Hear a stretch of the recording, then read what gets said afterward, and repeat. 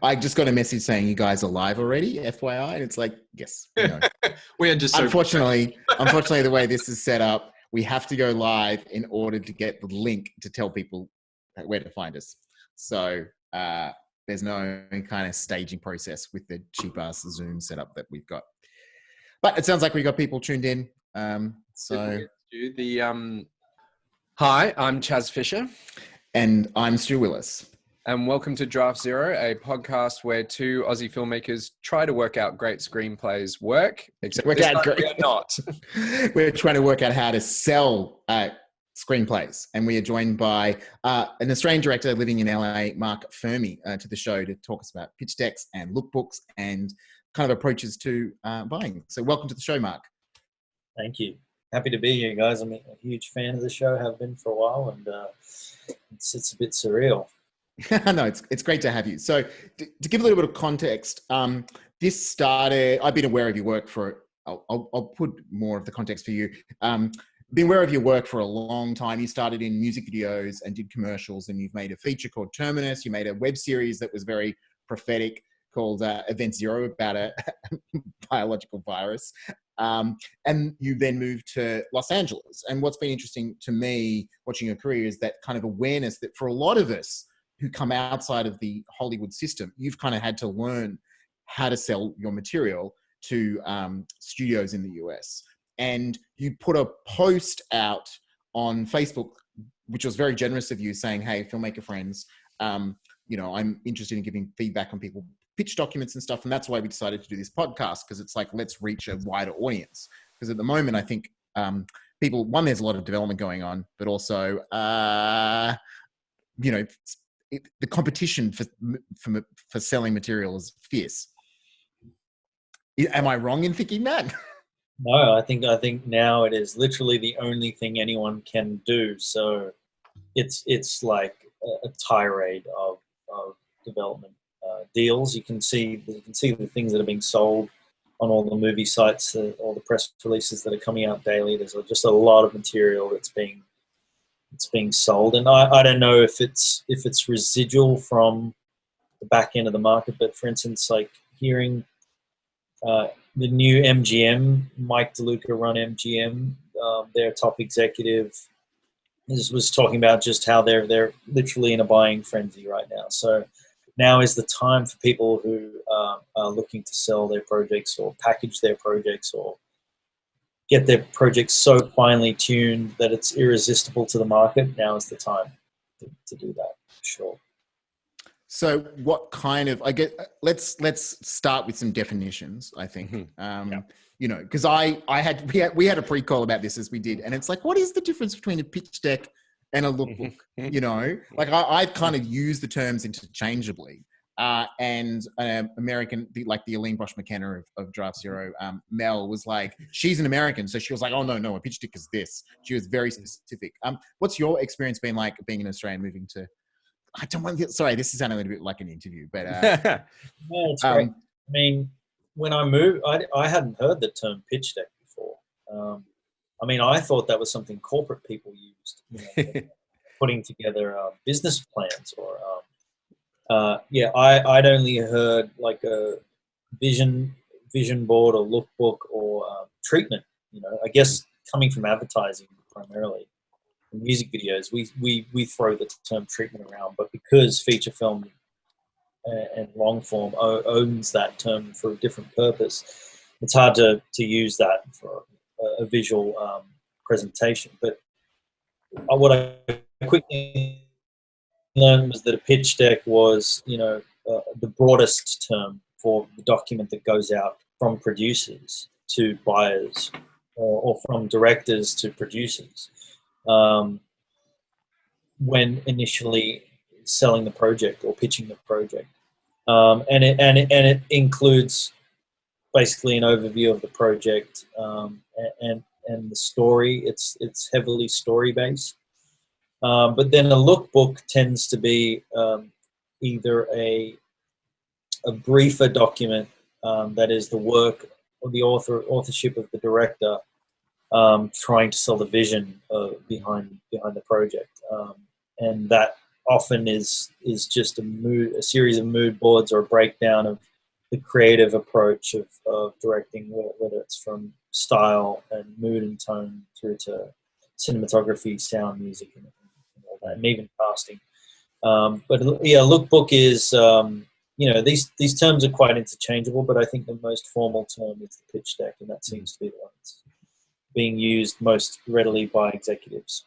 So I guess what I'm picking up and I'm putting in the back of my mind is that a pitch deck is definitely more formal, like maybe, and I've put pitch deck, what I now would consider a pitch deck, that's got like budget information and casting and distribution and a little bit more of the business as well as the creative. That's and right. I may supply, and it may reuse some of the material from the lookbooks. So if I've got concept art done, we'll put the concept art in the pitch deck to break it up. But the lookbook will be more extensive in terms of the vision of the project. I mean, one way to define it might be that the pitch deck is what the producer uses to sell the project, and the lookbook is what the director uses to sell the project. Well, can I just take a second to orient us somewhat? Because yes, I'm sure that's absolutely right, but I imagine a lot of our listeners who are like myself, aspiring, emerging, paid every now and then to be a screenwriter. I am now feeling the pressure on myself. Like up until recently, I was like, all right, I'll sell my idea and my script to a producer, and the producer, perhaps in collaboration with the director, will go away and put these visual materials together to go and take the project out to market. So I've never had to, like, I've obviously reviewed and had inputs on these visual sales materials, but I've never had to sort of generate them myself.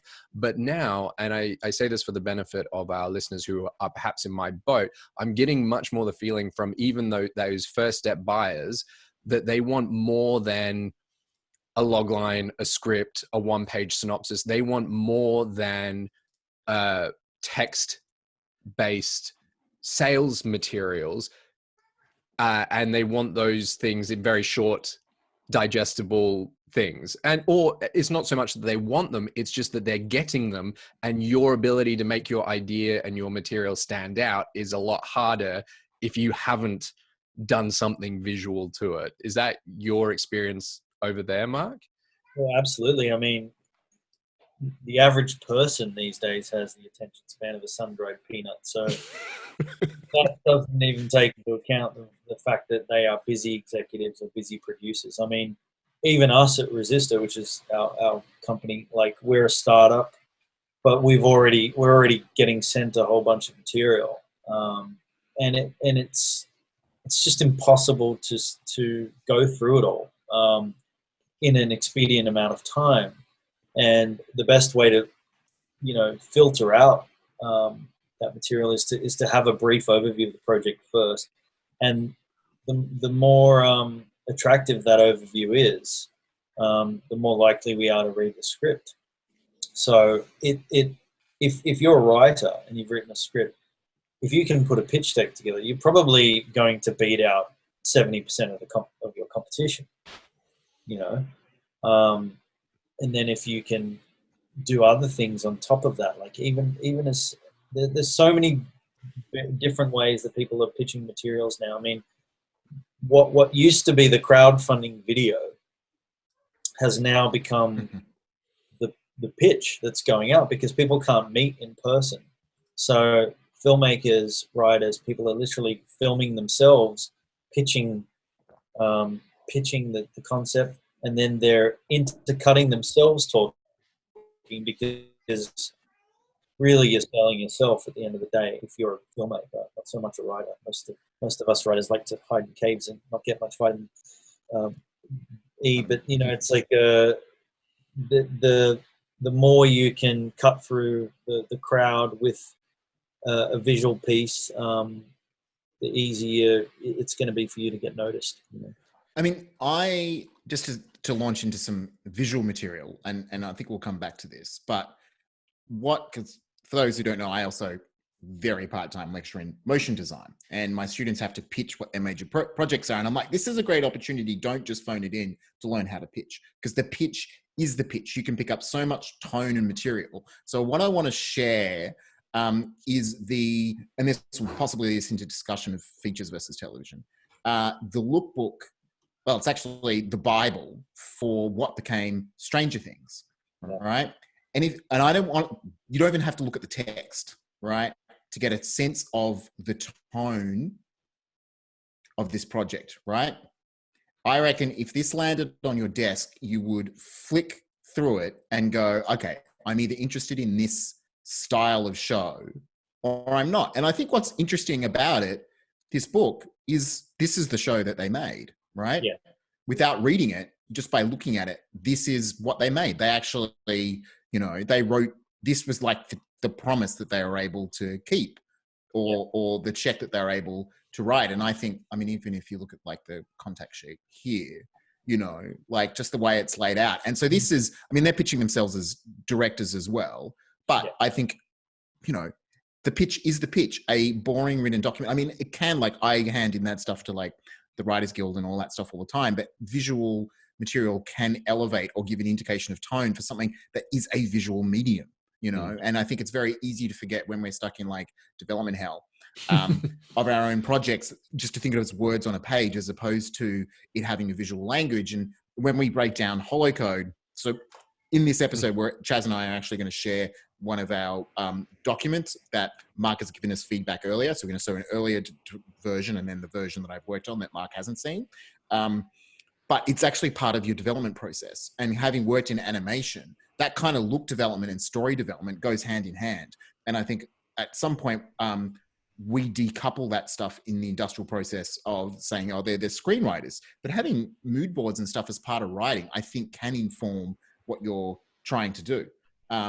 And the story logic and the spatial logic, and also kind of the aesthetic, the aesthetic may not cut through. And as we'll talk about with holocode, sometimes you'll do the lookbook and go, oh, maybe this isn't as a interesting aesthetic as it could be. And that we need to write some visual stuff into the script and then have the lookbook or the pitch deck support what we're trying to do there in terms of the look.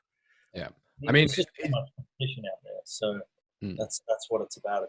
It's about finding a way to have your project noticed. And even if it is a coming of age drama, there is a lot you can do to attract the producer to read your material. Yeah. And that's where we're at.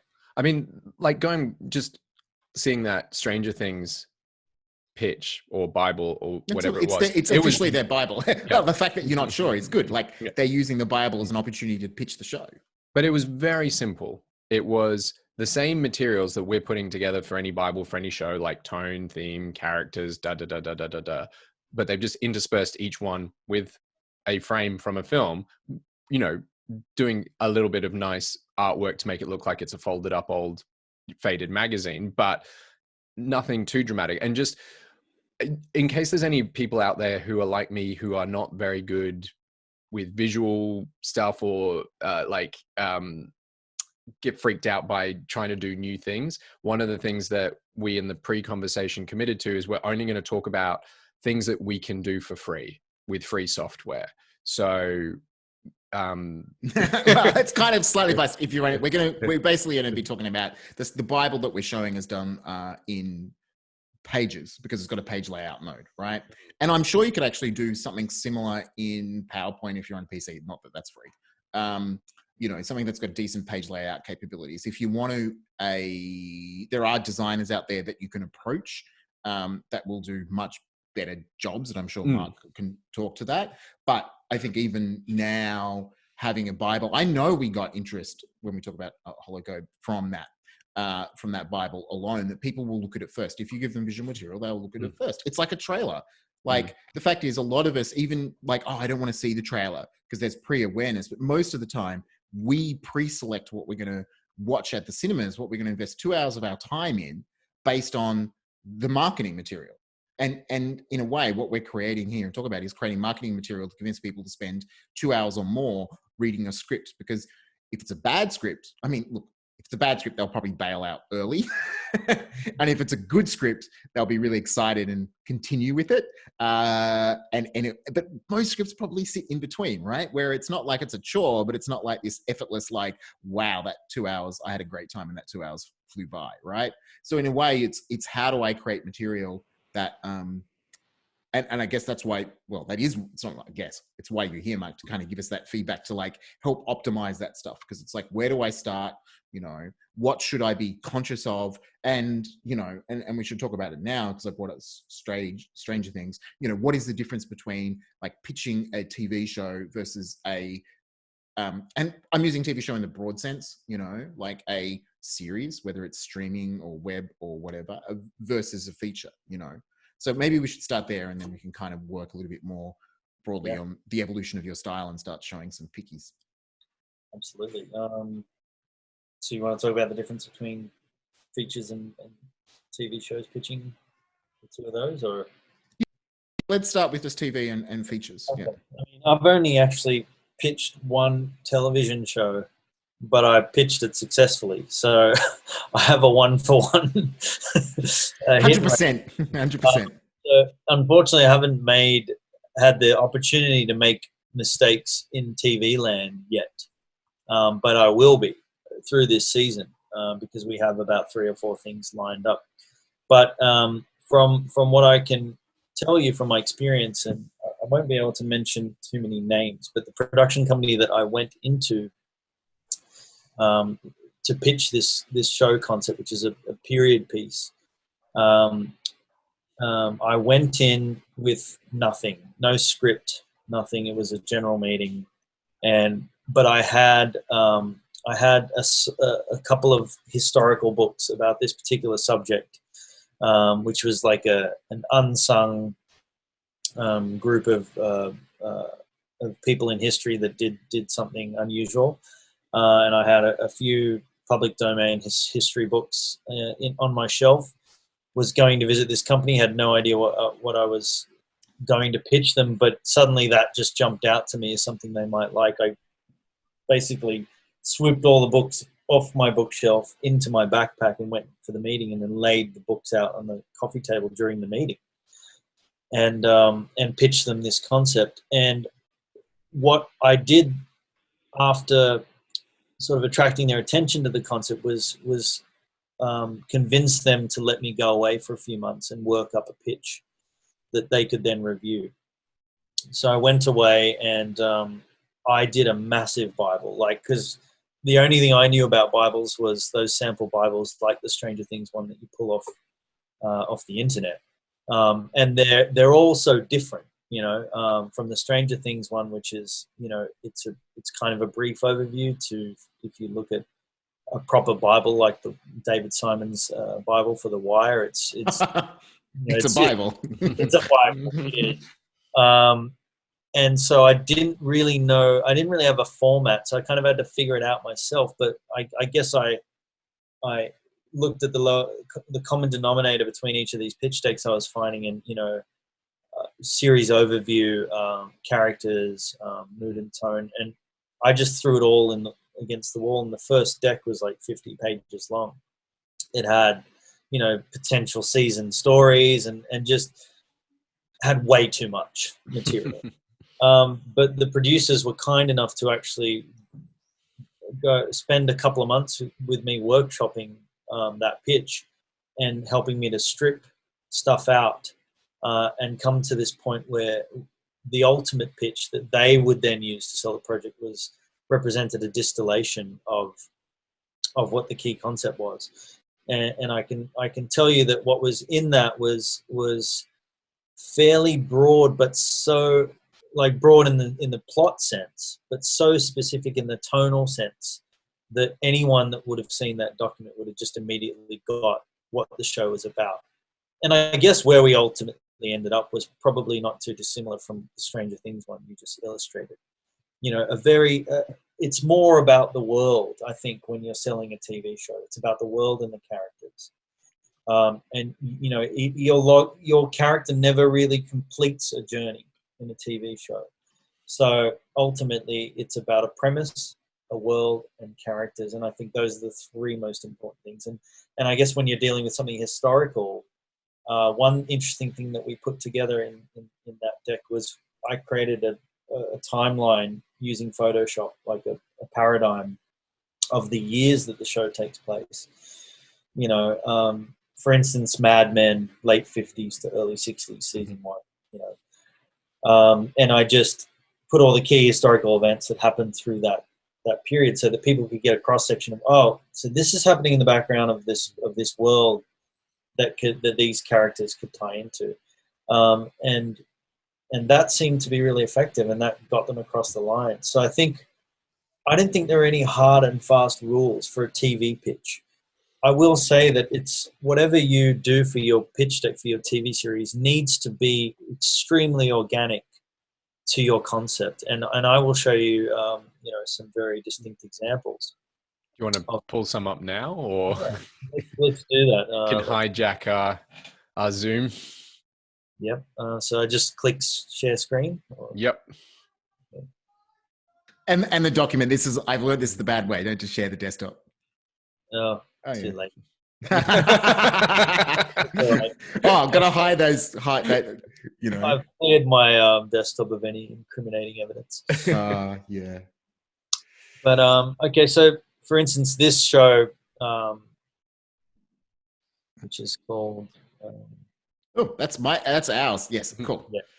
Okay, so I'll just go full screen. But this show is called Black Gold. I hope my co-creators don't mind me sharing this. But this series is about, based on historical events. It's about a young Oxford-educated Indonesian who returns to his homeland with his American wife and becomes embroiled in a plan to protect his country's major natural resource, oil, from the CIA, from corrupt people in his own country, and ends up becoming a foreign oil baron during the Cold War in the late 60s, early 70s. So it's a very difficult show to pitch because it's you know there are white people in this show, but they're not, you know, it's a very specific culturally diverse show about a milieu that is not America. So what we've done here is we've begun with a log line. You know, I mean, the cover really sets the tone. You know, that it really is about oil, and it's about the corruption of oil. I mean, that image is stolen straight out of Girl with a Dragon Tattoo. Yeah, but it took me a moment, and I looked at it and was like, "Ooh, it feels familiar." And I think this is maybe a good reference for a rule of thumb. It feels familiar but different. Like, it took me a while to go, it's a Girl with a Dragon Tattoo. So it didn't go unlike In the Mood for Love, but that's just because I love Christopher Doyle. Yeah, exactly. I mean, look, often it's about how you frame an image. I mean, you might grab a still, you know, and let's just preface by saying that pitch decks are made from other people's material. Unless you have a ton of money and you're going to go and photograph and Photoshop and retouch and create all your material that's going to go in your pitch deck, and it's possible that you can, but ultimately people in Hollywood are pitching stuff with other people's material, and the reason you'll get away with that is because it's only going to be seen privately, you know. Except for this YouTube. Exactly. I'll be looking forward to the season. Well, just looking at the Stranger Things one, they were crediting every frame that they were using. Yeah. They made it look their own and made it feel like their own thing, but they were upfront in acknowledging that. Which is interesting. It's an interesting choice. I think it kind of probably fed into that. Like, oh, it's E.T. It's a bit E.T. It's a bit, you know, Firestarter. It's a bit, in a way, it was them doing their comps. You know? I mean, for a show that is such an homage, such a piece of nostalgia porn, it helps. But anyway, sorry, back to you, Marc. Back to Black Gold. I mean, maybe they were forced to do that only afterwards when that pitch deck went public. So, I mean, you do have to be careful in that sense. Okay, so, you know, we then talk about what the format. You should know what the format of your show is, whether it's a serialized drama, whether it's you know, a limited series, and you should research what each of these things mean. I mean, if it's a sitcom or if it's a half-hour comedy, you know, because this show is like, you know, some executives will immediately assume that there's going to be subtitles across this thing because of its setting. We need to actually, you know, upfront. Upfront the fact that no, it's in English, but there are occasional scenes in Indonesian, Thai, Malaysian, Chinese, which adds to the authenticity, I guess. Yeah. You know, and then I have a series overview which basically talks about the story. This deck was done about 1.5 years ago. I've since adopted the principle of only using one image per page. However, which we will discuss when it comes to code very shortly. This seemed fair because it really is. I want it to be very clear that this is about two people equally. You know, it's about a husband and wife who are both caught in this world of oil dealing during the Cold War. But you know, we do give a sense through our choice of image of the casting. You know, it's you don't put the names of the actors there per se, but you do give a sense of who you know, executives like to be able to imagine people in the role, right? I get this and I see marquee, the roles that'll track marquee names, right? Exactly. That's what I get from that, and that's a good feeling to have. And it also immediately deals with some of your concern over like non-white, non-American setting by putting such a piece of marquee casting there. Yeah, and I mean, look, it's a shame that is the thing. You know, I'm a person of color, but you know, the market is still favors a preconceived notion. You know, and that will change over time. But I mean, there aren't many actors that can play the role of an Indonesian man. You know? Henry Golding is recently successful because of Crazy Rich Asians, so that's an example. But something like this is quite tough. And then we go into so the series overview is a little bit more like an expanded logline, right? But what I like to kind of define this encapsulating is really the journey. Like what's really going on in the series? What is it really about beyond the physical premise of what the characters are doing? And it's about corruption. It's about influence. It's about power. It's about you know, America's involvement in the Far East and Southeast Asia, and it's about loyalty and about family. So you want to be able to read that paragraph and get a sense of what would make the casual viewer want to watch the series. And then we have comps. You do a comp. Okay, so we should, terminology alert here, buzzword, comps. Comps are comparisons, just for those who don't know the terminology. And, you know, I dislike that word, but it's a word producers use. I don't know any. What else would you use there?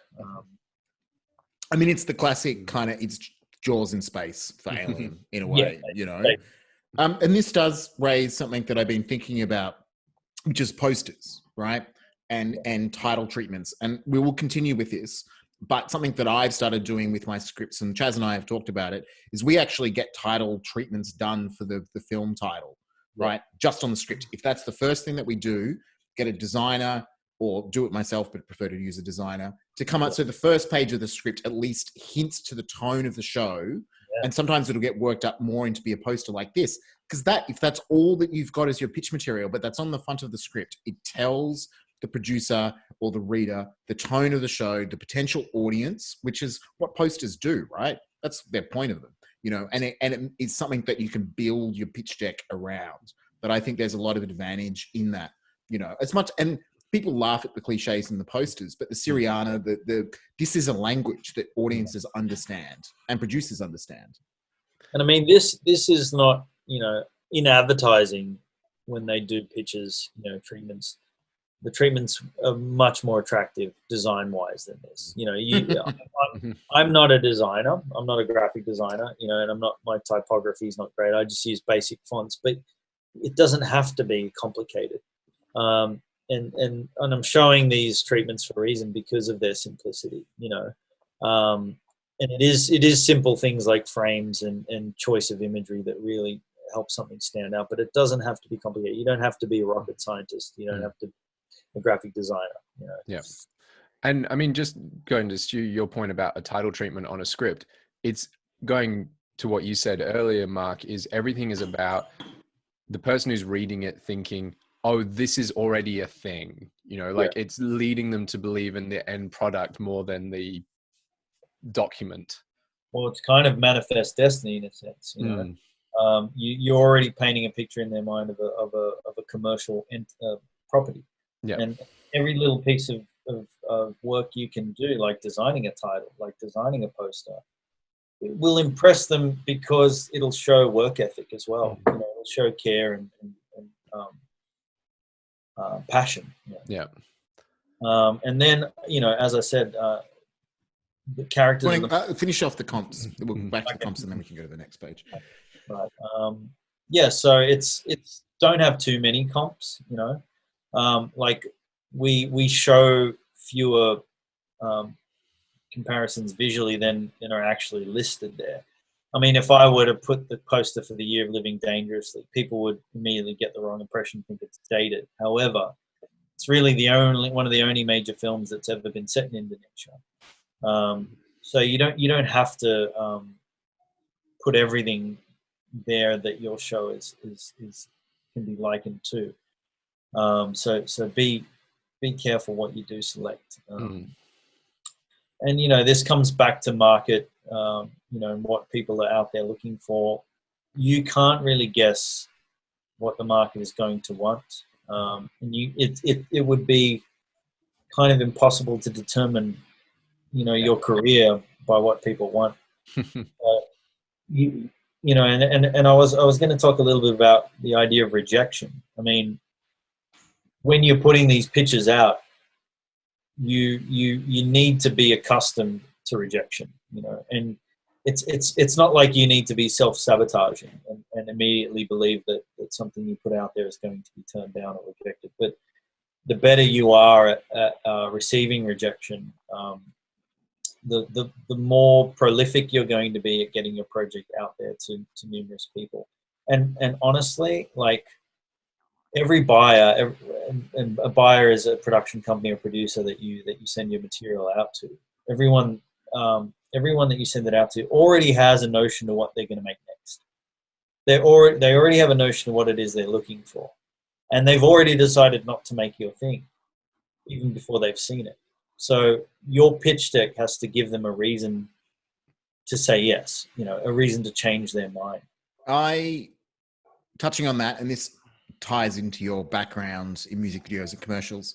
I used to work for Michael Gracie, who later went on to direct Greatest Showman when he was directing commercials. And he always said he put so much effort into pitch materials because he said, even if I don't win the job, I've got jobs because I did such a good job with the pitch that they liked the vision. Not like, this is me putting words into his mouth, but it was essentially like, do a good job with the pitch because that is your brand, it's your marketing, and people will come back to you. Even if you don't win that job, if they like the pitch, they will find something else for you, right? And I think that's a really good philosophy for writing. It's the same way that a script can serve as a sample for other work. The pitch can serve as an example of the vision or the feel. Because look, we're operating in an interesting world that is screenwriters, they have become, you know, we have to kind of be filmmakers as well. You know, I'm using that in that sense that there's this line where we got to start hustling our own material. We got to start selling our own material if we're just focusing on screenwriting, right? Mm-hmm. And having an awareness that a producer might like the writing, but you know, the pitch is the first way in. And as a director in particular, if you're presenting a vision, you'd hope that people will come back, right? And see what else that you're interested in, because it creates a good impression. Absolutely. Yeah, and or producers that you work with, they might be more happy to work with you because you know how to sell what you're pitching. And Yeah. in the example of this, Black Gold, how do you sell something that is otherwise seems esoteric? And once you go, it's Syriana, it's the Americans, it's the Night Manager, you're like, oh, cool, I've got that. Right? There is an audience for this. Yeah. So, Mark, when we did our pre-call, you said that your views and how you put pitch decks together has evolved. Is this a reflection of where you're at now, or is this like, I've changed my style since doing this? I believe I've changed my style since doing this. Like, I used to overuse this font. It's just little things, like even the aspect ratio of the document I'm using now has like narrowed a little bit. It's gone a little bit more widescreen than this. But I guess for TV, this is fine because it's pretty much 16:9 aspect ratio, and I try to make the PDFs fit the aspect ratio of the show. I mean, that's a fascinating idea that a lot of, I think, people like me just wouldn't think of doing, is making my document in like 2:3:5 aspect ratio. Like, there's no reason not to do that, and that's very easy to do. And No, yet, it's not. No? I tried doing it. We'll talk about that. Okay, It's a little bit right. harder. You've got to set up like page. Yeah. You've basically got to create a page that's a 2:3:5 page, at least on a Mac. Yeah. But it does hint to knowing your audience, and I would like to continue looking at this. But friend of the podcast, Q, who was a development executive at ABC, now at Netflix, she actually was talking about horizontal versus vertical pitch documents, because that's like a controversial thing. Do I do this kind of like portrait layout, or do I go landscape layout? And I'm normally like, oh, landscape. And this is my commercials background, because people are going to look at it on their computer. And she's like, oh, I hate landscape, because we print stuff out. This is when she was at the ABC. And I'll link to the Twitter thread so it doesn't feel like I'm making stuff up. She's like, I just print stuff out, and landscape is so annoying, right? So it feels like, but she's coming from I'm going to read the words on the page. Yeah. Right? Very kind of what I would feel is stereotypical ABC. She wants the words on the page and wants to know where the story is. So you've got to design your material in such a way that it is modular. That's what I think. That's what I'm picking up. That if you're pitching to the US, do something like what Mark's done here. But if you're pitching to the ABC or Screen Australia, and maybe less visual, and you've got to have a way to work that material, but you might reuse some of the fonts. You might reuse a poster. Design your material so you can configure it to who your audience is, to whom you're pitching, and use pitching as an opportunity. And I had this discussion with a friend of the podcast, Paul, this week. Sometimes who you pitch to, that order that you pitch to, is an opportunity for you to get feedback. In the same way that you plan your feedback with readers. And Jazz and I did this week with a script. It's like, we'll send it to this reader first. They'll give us these notes that we'll address, and then we'll send it to these other readers, because Julio is going to be not more forgiving, but he's going to be really useful really early on.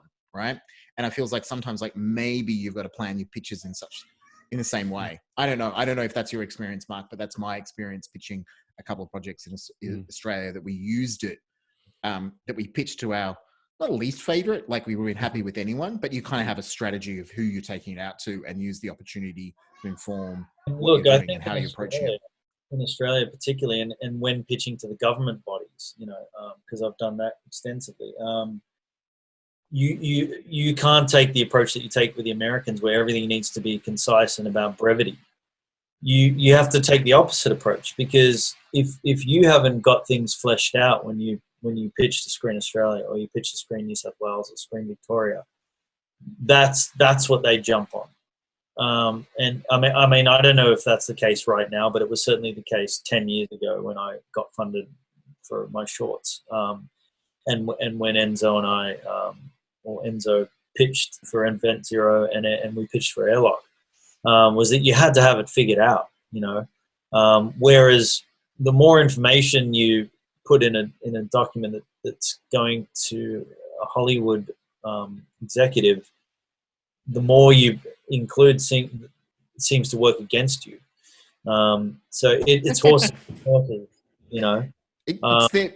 It's the reasons for why they're making material. And I loved this line. I'm going to use it again, that you said in the pre-call when talking about funding in Australian context, was these film bodies want to know what are the kind of cultural, moral, and ethical reasons for making your project. It's not just about who the audience is. That's part of it, but they want to know kind of like on a deeper level why they should make it. Whereas it feels like it's not that it's just that's a very like effectively we have funding bodies in order to create culture, right? Yes. And so therefore their question is this good culture? Yeah. And that's a tough question, right? And so it feels like your materials need to speak to that, you know, and we'll talk about that in the context of Holocode because that's where it came up, which is the difficulty I had, and it was unsuccessful, pitching a project that is a very genre pitcher and then trying to also sell the fact that it's good culture, you know, that it's like Galno yogurt and not like Yoplait. Yeah, I mean, I feel like the most important question that came from the government bodies when I was pitching, and you know, was why I was making or wanting to make what I was wanting to make. You know, I think that's as important as what the actual content, or maybe more important than the content. You know. Anyway, And should we continue? Understanding that will help people get less upset about things that get funded. Yeah. You know? It's about culture, and when you kind of get your head into that, you're like, okay, cool. You know, that's why we do it. Because if it was just about the market would take care of it, in theory. Should we continue with this book? Because obviously we're on page 5 of 31, and I think it's really useful for people to see who haven't seen a lookbook. And this is for a project that people are just pitching. I think this is awesome. You know. Yeah. I mean, look, one of the major things about doing a pitch deck is you have to know your project inside and out before you even attempt a pitch deck. Because, you know, as we've all written screenplays, writing a synopsis is something after the fact is harder than writing the actual script in some cases. And often it's better if it's a third party or somebody that's not you writing your synopsis, and that's why coverage services offer that service. But it's like sometimes I can only do the pitch deck after I've done the script, because I have to be able to distill who, in this case, Sam Norridin is in a couple of paragraphs, you know, and find a way to express his soul. And I can only do that if I know the project. But really what these blurbs are about when you're talking about characters is the arc. It's where is your character going to start from? Or where does he come from? What's his backstory in a couple of sentences? Where is he when the show begins, and where is he going to end up? You know, and for this show in particular, it's about a rise and fall. It's a typical kind of good Godfather type story about an innocent who's swept into a world of corruption, has righteous intentions, and is ultimately corrupted.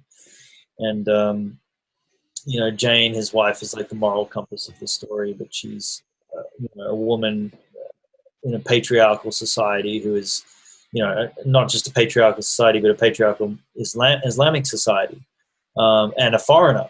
So she's, you know, these are all interesting things. You got to take the most interesting little nuggets about your story and really express them in the pitch deck,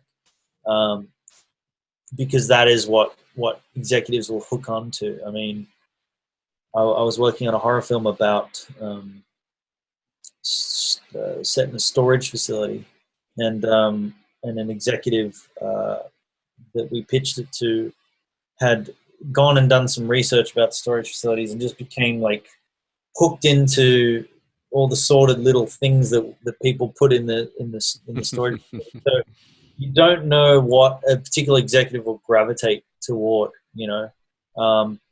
So it's important to really find those interesting, unique things about your project and exemplify them. Yeah, so you know, I probably picked the top what is it, 2, 4, 6, 7, 5 or 6 or 7 characters, you know, no more than that. And you know, I think John Truby, or one of the screenwriting gurus, talks about the character web, and you know, the quadrants of like antagonist, protagonist, but you know, ally and fake ally, and all of those things for and against each other. It's almost like you want your character breakdowns to represent the character web of the story in the world. Yep. Go no further for web. So a lot of these characters are, you know, archetypal to the story. And then I have a pilot outline, which I think is important. You don't have to necessarily have a pilot outline in the very first thing that you send across to somebody whose attention you're trying to attract, because maybe you want them to read the script.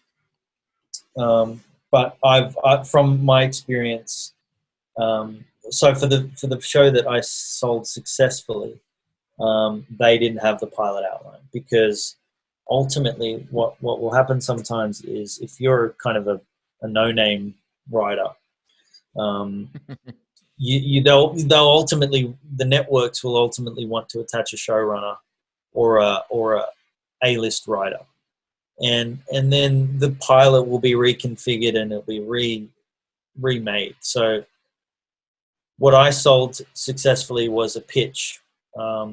But with this, the case of Black Gold, we already have a pilot, so there's a pilot outline in the pitch deck. But if you haven't got the pilot script yet, I would say leave it out and just keep it a bit broader.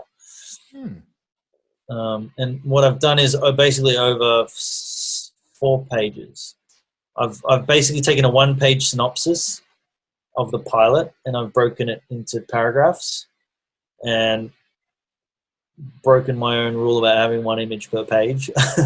But in this case, it kind of worked, because it just, there's so many facets to this story that I wanted to illustrate a couple of things.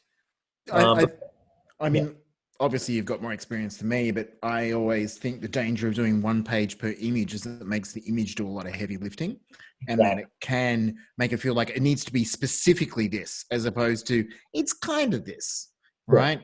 And what I get from even just 2 images is that it in a good way dilutes it. It's kind of this. It's in this direction, but it's its own thing. Read the text. Also, something that we'll get to, I think, when we look at the Holocode one that Marc gave us notes on, here you're actually talking through a plot. So the multiple images is like, I am moving through story. It's not like a world or a character or a feeling. This is giving a sense of visual progression as well. Yeah, like these are the thumbnails of the chapter markings on the DVD. For those who remember such things. Pretty much just Chaz. Yeah, Marc has a big Blu-ray collection. We had this to chat just before. My Blu-ray collection is sitting in a storage unit in Sydney. So anyone who's... If you need someone to ship it to, Chaz. I think I have about 6 different versions of Seven, so I hope you like that movie. I do. Yeah, I think the Fincher obsession was definitely something that attracted me to your work. Okay, this is interesting, because one term I've heard being bandied around town is story engines, and I think it was being used by a big showrunner that my mate, who was an attachment on a series here, was using. Might have been Kurt Sutter, I'm not sure. But basically, story engines is like, I guess it's the multiple plot strands of the series. Or what are the 4 major driving forces of the series? I guess with Stranger Things, it would be the families, and then it would be the friends, and then it would be the aliens, and then it would be the government. For instance, would be the main story drivers, and those 4 things would be pushing forward each episode, in different ways. But here, because Black Gold is a little bit like Mad Men in a sense that it revolves around the establishment of the company. That would be the main, one of the main story drivers is the kind of the startup feeling that like season 3 of Mad Men had when Don Draper left the agency he was with to form his own agency. So we've got the company, we've got the marriage, we've got the family, and we've got the past. And those 4 things are literally the things that drive the story. I mean, in Girls, for instance, the HBO show, maybe it's the French. So everything's unique to your own story, and you have to kind of figure out what that is. And I think it's a very powerful thing to be able to articulate, because it's definitely something that funding. I mean, I'm pretty sure the funding application that both Chaz and I did for separate projects had us talk about the story engine. But what I like about this is you read the heading, the company, and see the accompanying images, and I get a sense of what the engine is on a visual level and on a visceral level. That kind of oil extraction. It's like, oh, I get that. The marriage here, and I mean, it's interesting you used that particular frame from Crazy Rich Asians carries an emotional weight that I'm probably subconscious of. That makes me go, oh, there's going to be some conflict in the marriage, and I think that's cool. So you're telling me if I scan through this, if I sit there and just go, I got this PDF, I'm getting a sense of what the show is, the past, your choice of imagery. As you say, it's not necessarily that you're spending a lot of time in making this a beautifully laid out document.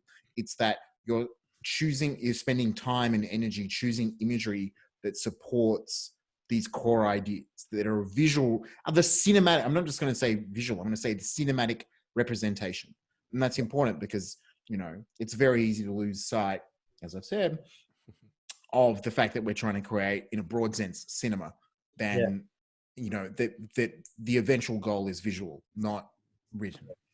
And on that note, I mean, I don't just browse the web and find one image and go, yep, that's going in the past section. It's a very, very rough and tumble process. I mean, for every image in this deck, as you know, you're probably collecting 50 or 10. Let's say it's between 10 and 50 images, and then you put them all in a folder. And then, I first write the text. I write the text in a Word doc or a Pages doc. And I make sure that the text kind of, when I have that down, it really helps me know what images to look for. Otherwise, I'm just kind of flying blind, and I'm just aimlessly wandering through movies I think are referential. But if I know that, this is about this character being in a spiritual crossroads, and I've already written that. When I go through and I collect a vague kind of notion of images that give me a sense and tone, when I'm scrolling through that folder, I'll know when I look at that image, I'm like, okay, that could work for that section. And sometimes it's a bit of rearranging, like, those 50 or 500 images that I would collect for a particular deck, I might spend an hour just rearranging them into the different folders according to the sections of the deck. And sometimes I'll end up using images that I put in the cinematography folder for the plot, because I'll realize, oh, hang on, that plot image, yes, although it's specific to, I'm sort of jumping the gun here a little bit, but I'll just briefly touch on it. Something that I've placed in the cinematography folder might work better for the plot. So just so everybody knows, it's not a rigid process. It's a very kind of organic process of finding the imagery in the deck. And we can talk about that more specifically in the kind of more toolsy thing. But I think it's important that what you've done here, whether or not you're conscious of it, is that there is a consistency of aesthetic, right? And that's partly happening just by the fact that you combine things together and they start feeling like they're unified. Yeah. But the fact is, the reason that your cinematography image might work in your plot area is that ultimately when the film is going to be created, it's going to have a cohesive palette in a broad sense, right? It's not just the color palette, but it's going to have a tone, a visual approach that ultimately should permeate everything, right? I mean, this is me being very like systematic in terms of my thinking, but your visual approach relates to your plot, which relates to your characters and all that stuff. And if you're doing a good job choosing this stuff, and this is why it's kind of a visual development tool as much as anything else, it should start feeling cohesive.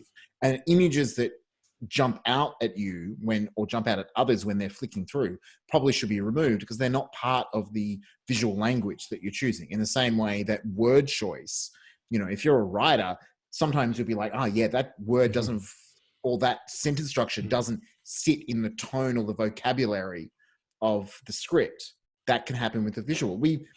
And I'm just using it because we handed in, Chaz and I finished our horror feature that we sent out to a couple of readers this week. And we wrote in some jokes for ourselves that we left in because we're like, aha, that'll be really funny. So you have a character being like, no. And the parenthetical is in her best Vader impression. No, right? Tonally completely out of whack. Yeah.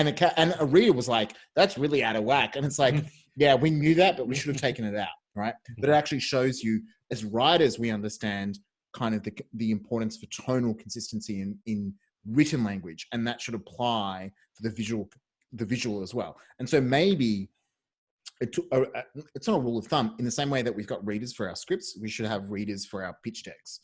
Yeah. If it's not a producer, if you're doing this as something that's for you, you know, that you're going to send it to other people with here's my actual script, here's the pitch deck, the visual materials, make sure that you're having your PDF or whatever looked over by others that can have that impression of like, that sticks out. That's like the Vader no, that's totally inconsistent. Or I love that image, you know, and it's like, well, maybe I should make more of that because that image might end up speaking to the whole show in the same way that a line of dialogue or a character description can speak to the script, you know. But I mean, that's what I'm noticing here. There's a consistency of visual language that you've used. Production design, nothing here is, because this is period, nothing here says not period, you know. Yeah. Even something from Crazy Rich Asians, the way you've cropped the images is making it feel like it could be, it's not timeless, but it's obviously like it can be 20th century, not 21st century. It's recontextualized from the comedy that it came from. Yeah. Like that. You forget that the bottom image is from a comedy. It feels more serious because of the top image, because she's a little bit more stern. Yeah, exactly. And the text is talking about how he becomes a bit of a playboy through the series. So it's kind of, you get the sense that he's up to no good on that boat. So the next section that I included in this, you know, is future seasons, which is obvious, but it's, you know, you don't want to go into too much detail. And I had a longer version of this document originally where I did way more detail about what happens in the show. But ultimately, sometimes less is more, because the more you include, you're also giving people more reasons to say no. It's a catch-22. It's like you don't want to have it half-baked or light on, but you don't want to have it so developed that there's nowhere for it to go, because ultimately buyers are looking to collaborate with you. Yeah. They want to share the process of creating this show, and it's more particular for television. And have input as well. It'll be interesting to see, because so many of these cards, like as you say, you're not being prescriptive. We're talking about how to visually sell an idea and all that kind of stuff. But it'll be interesting when we get to Hollow Code to look at whether there's cards or ideas or structures to these documents that you think are more appropriate for a feature than for TV. Yeah, and we'll look at a couple of samples for that as well. So, you know, all I do is base a couple of paragraphs about what those two, you know, seasons could be. It's more hypothetical, you know, but you do want to get a sense of how the character changes over the seasons. And I mean, we all know those shows that have a great first season concept, those high concept, you know, network shows, but then run out of steam, you know. So you do want to show where your show can go, what the longevity of it is. And then we talk about tone, you know, which I think is important, because tone is a writing thing, as Stu said before. So even if you're a writer, you know, selling a show, the concept for a show, you really have to be really specific about the tone. What is allowed, what isn't allowed. You know, this show is darkly romantic. It's provocative, but it's also artful and it's character driven. You know, I didn't use those Wong Kar-wai references by accident. You know, they're very specific, because I feel like this could be a show that could have a real sense of romanticism and almost non-literalness to it, you know, different to regular TV shows. And who knows how that's going to go down, because we haven't pitched this yet, but it could be interesting. I've never seen that before. I've never seen a TV show that kind of like breaks away to, you know, except the series that was done by Krzysztof Kieslowski, Decalogue. I've never seen, you know, shows that allow themselves to be very expressive. You know, so that I've got a couple of pages on the tone, only because it's such an important thing, and it's about, you know, I talk a little bit about subtext, I talk a little bit about emotion, and I do mention a couple of references like The Godfather, because it is a rise and fall. Now, the thing about references is you want to have them be specific, but you don't want to have so many references that they end up canceling each other out. You know, it's like you might just want the, you know, the family dynamic of the Godfather, but what you're selling is a comedy. So be careful with what references you're using. And then a really important section, which is extremely consistent through all of the pitch decks, even the Stranger Things one, especially, is this section about the world, because the setting of a TV series is its selling point often. You know, Cold War, American suburbs inhabited by Russian sleeper cells. You know, that's the world of the Americans. The advertising industry in Madison Avenue in the 60s and 70s, that's Mad Men. You know, these settings sell the series, so never underestimate the importance of. Would you consider moving this section higher in the pitch deck? Were you doing it now? Yeah, I mean, it could probably go before all this specific stuff about the plot. You know, it could probably go right before the pilot outline, right after the character. Yeah, it probably should. So thank you for that.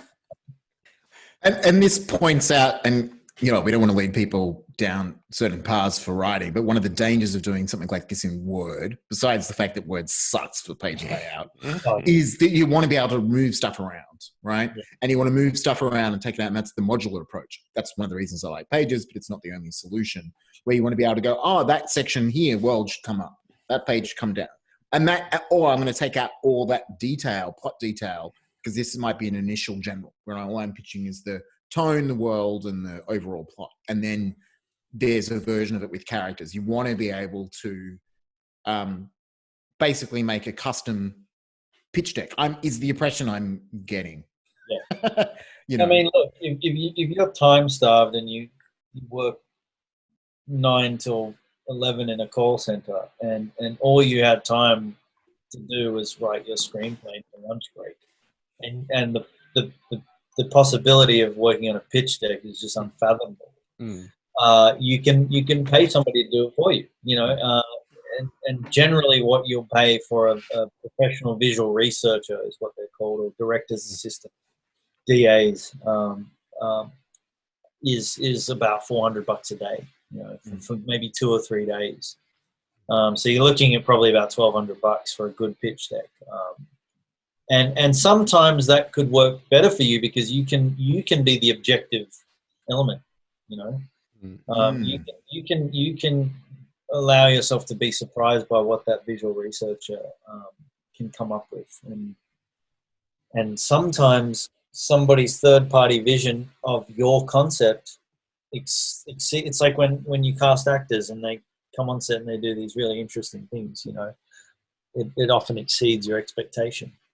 So that's another approach for people too, but I recommend learning how to do them yourself, so that, you know, as Fincher says, no one can pull the wool over your eyes. You know, you got to know what a dolly does. So when the grip lies to you about not being able to assemble something, because, you know, it's because he's lazy, not because, Yeah, which is one of the conversations we might get to in Back Matter, if we get time, about the difference between American crews and Australian crews. But anyway, I want to be on. We love Australian crews. That's good. And, you know, like this page of the world is about painting contrast between the elite world of the show and the poverty-stricken developing world setting of the show. And what I like about this is that, without saying it, it's indicating that you're going to use color palette as a way of differentiating those worlds, right? Yeah. you know, the opulence, the gold, money, gambling, all that stuff, and the coldness of the kind of the gangsters, and then the kind of more dreary drabness of the not squalor, but you know, yeah. And well, it is. You know, I've lived in Indonesia, and people are just living in abject squalor. You know, in many cases. But there's something, you know, I guess what we're trying to portray with this show is that our hero comes from that world of squalor, but has made something of himself in the elite world, but is in danger of forgetting where he came from. You know, in danger of leaving his people behind and getting what he should be fighting for. And then, you know, if your show is about a real life story, as ours is, I won't sit on this page for too long, because we don't want that too known a fact. But the point is, you're actually including like these are the real details at the end, which some films do it in their end credits. You know, it's that whole this is the real person, this is the real photo. I can't remember what. Oh, wasn't that your favorite film, American Hustle, Jazz? Yeah.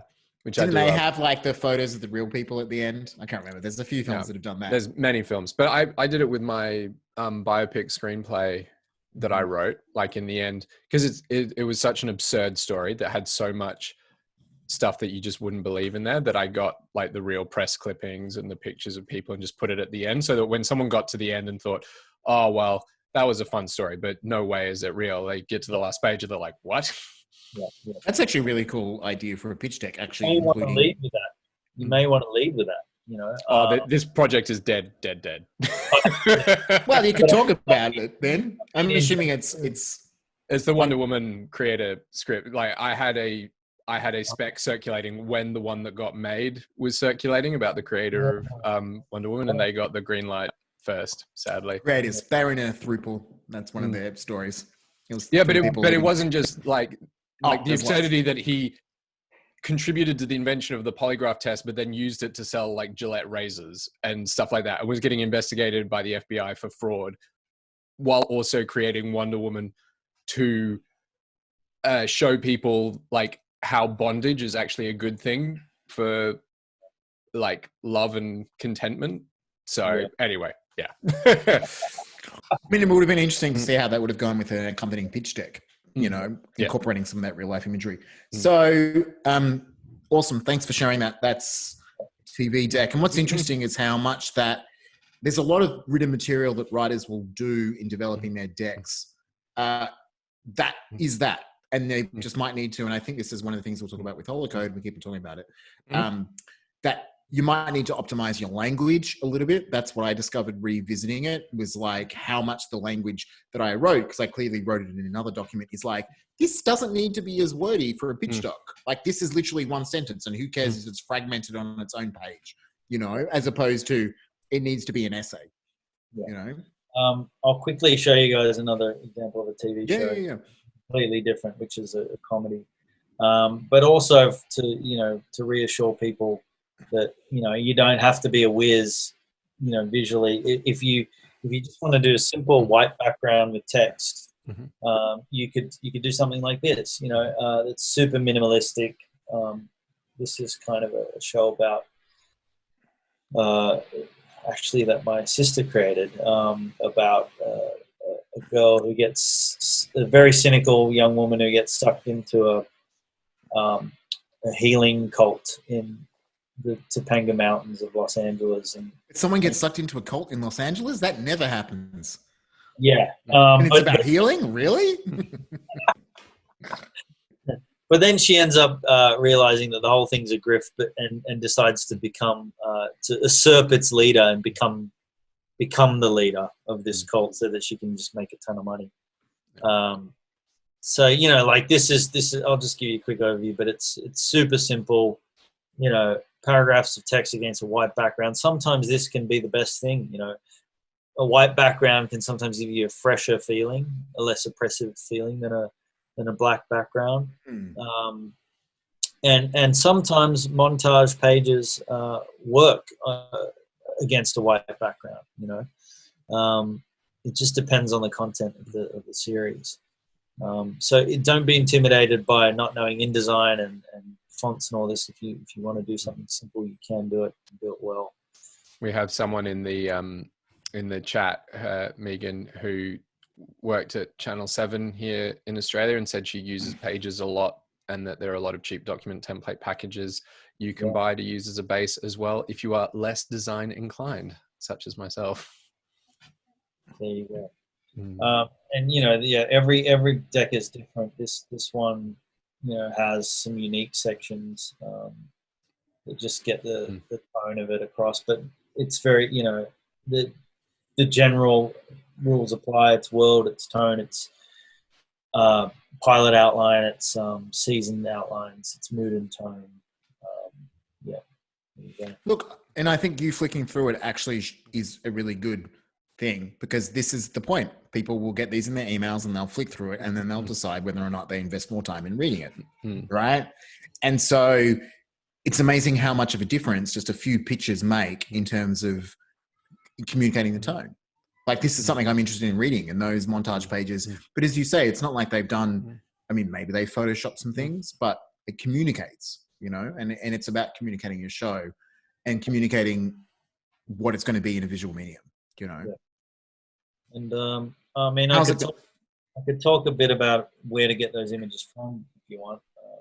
May as well now, before we launch into ours. Yeah. So there are a few different resources I use. I mean, what I first try to do is I try to make a list of obvious references. So, you know, I'm making a war film, you know, and I just off the top of my head make a list of a bunch of movies like Private Ryan or whatever it is, you know. But then I try to do research and expand that list. Even before I start looking for images, I just want to have a point of reference, you know. But if it's, you know, a specific thing like Fury, which is about tank drivers, I want to be able to find, you know, shots of soldiers in tanks. Sometimes that search is going to take a little while, but often there's a bunch of websites you can go to where searching for images is really easy because they lay them out like in a giant mood board. So one of my favorites is this gentleman here, Evan E. Richards, put together this website. He's a cinematographer, amazing man, and at collecting references, screen grabs of films and writing about the cinematography in those films. And if you can, please donate to his website, because he spends a lot of time putting these together. But if you go to his archive, you know, I'll just give you an example. I don't know why my internet connection is so slow. Probably because you're trying to do a Zoom at the same time. But yeah, so you know, he has a list of movies, and he's a bit selective about, you know, films that he picks, but they're all, you know, cinematographer wet dream films. But you know, and he's, you know, but if you pick like Fight Club, what you'll get is, you know, a page with just almost every single frame from Fight Club, you know, in high res. And I try to look for high res images. No one likes looking at pitch decks with pixelated images. And what that means is it limits me to the images that I can use. But sometimes that makes the process a little bit easier, because it's sometimes better to pick through 100 images than it is to pick through 10,000 when you're looking at every single resolution. It just becomes a nightmare. Have you ever gone to a shop and bought a Blu-ray and stuck it in your computer and taken a screenshot just to? Oh man, I used to in the late 2000s pitching for commercials. We would go to the rent, back when there was Blockbuster. We would rent, like, you know, 10 weeklies for $10, and like 4 of us would do it with separate accounts and just rip frames, because that was the only way to do it. Yeah. But these websites exist now, so and a lot of those films that you would be renting, they're all on here, you know. So this is super good. I mean, you can look at I mean, it's beautiful just to see the way Fight Club evolves visually as well. And its thumbnail. And when you click on one of these images, you know, you get a type image, you know, that when you blow it up and put it on a deck, it's not gonna pixelate too much. So there's some software that can add to it. There's I've just got an L Media player, which is a not so free, like VLC equivalent. Well, actually, you can set it to do snapshots like every second on a video file. Okay. And so you can actually give it like a quick time or whatever, and it will just create a folder full of frames. I'm not saying that this is the easiest way to collate it all, but this is great. There's also Blu-ray.com. You can sign up and not get the thumbnails, but Blu-ray.com literally has example thumbnails screenshotted from Blu-rays. Do you mind unsharing your screen, Marc? Yeah. I mean, this is great. Like if you're looking for specific films, sorry, I've got two computers here, so I'm up at the main one. And then there's a couple of pieces. There's a piece of software that's less free, called Eagle, which was. I'll show you what's really cool about it for those. Okay, let's do Fight Club, and I'm going to share this.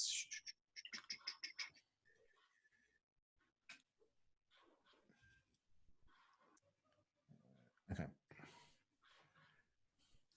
So with this, you'll go to screenshots, and if you've got a user at the moment, you don't want to do it like that.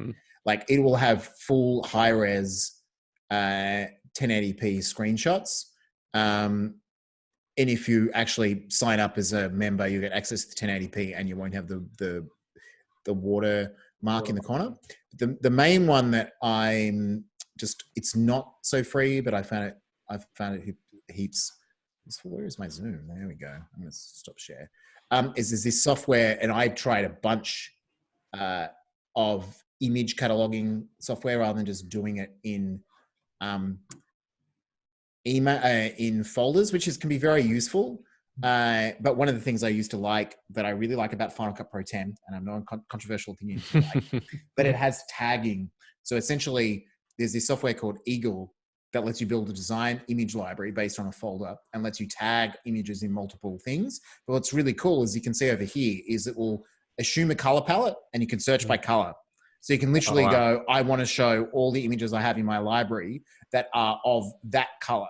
And then you can create a search library, which makes it really useful if you've got like a color palette for your project, or where you need a transitional image in terms of color to go and find it. So I actually find it really cool. It is not free, but it is very handy. You can tell that the people that created this comes from, I think, either Taiwan or Singapore, but it's for designers. It's for graphic designers and comes from Adland. But it's very handy for building a pretty extensive library, which I do. I just literally, I have a folder which I normally use for desktop pictures, but also doubles as my image reference library. Is that next door, or is that? That's actually my flatmate repairing the back door. Anyway, dogs. So should we? It's good that we mentioned that. There's. Oh look! I feel like I'm in lecturer mode. For those who use Adobe products, there's a couple of cool little apps, web apps that Adobe have. One which is Adobe Fonts. But what's really cool about Adobe Fonts is if you look up here, it's like search fonts. You can actually search based on an image. So you can upload an image to get, I might as well, look, this is all I've got open. And it will scan the file, and then you can give it and it will detect typography, and it will detect the font. It will try to determine the font. Wow. This is really useful if you like the tone of a font. And it goes, right? And oh look, it actually got it correct. That it is ITC avant-garde, but it means it can kind of ballpark you, right, in the right area. There's, if you've got a low res image, do you know about Tinai, Marc? No. Right.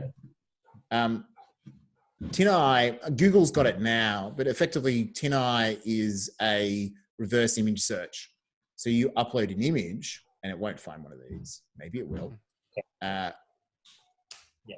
But effectively it will find images that match and it can sort them by resolution. So if you've got a low res thumbnail, it didn't find it, but I'm not going to find one. Effectively allows you to find higher res copies. Very useful. I usually use Google for that, but all right. Yeah, I think Google ended up buying them or incorporating the technology. I just try to avoid as a little bit of Google. And I think the last couple of things, and this will lead us into Holocode if we want to break down that next. Well, I think we should break that down next and last, given we've been going for an hour and a half. Oh my gosh, we're having so much. It's been so much fun. We can maybe make a list of resources available for the listeners. We'll see if we got time to give Mel some feedback at the end, but if not, sorry, Mel. So okay, I'm gonna share the original Holocode lookbook, what we shared with Marc. Effectively, the point was that the Holocode lookbook uses concept art. I'm a big fan of concept art. There's a few concept art websites that I follow. A lot of great concept artists on ArtStation, but there's also Concept Art World. And I use that because it doesn't feel, it feels more, it could be stuff that you've made for yourself, right? But as Marc pointed out, it's slightly problematic in that it is not cinematic. It makes people feel like it's a project in development as opposed to a finished thing. So let's try to, when I actually find where I put it, you'd think I would have organized this better before we started. But anyway, Holocode delivery, raw materials. Okay, so this is what I'm showing is the lookbook that we shared with Marc, and we'll kind of run through his feedback. And then I spent last night and this morning kind of addressing some of that feedback. Can we just put a little bit of context on this? That this was a few years ago. It's a project that I wrote, which is the broad hook is Space Pirates Murder Mystery, but this was your director's lookbook that was accompanying the script. So it wasn't so much a pitch of the whole project. It was a pitch of your take on the project. Is that fair, Stu? And so we've got a bit of assumptions around how much story material they should know from not from this document. Yeah. So originally it was prepared for Screen Australia. And then when we were emailing other people, it would be like, here's the log line in the email, here's the lookbook, and here's the script. It was to try to entice them to read the script. All right. I'm just going to flick through it quickly. And then we can kind of run through the few of the things that Marc pointed out.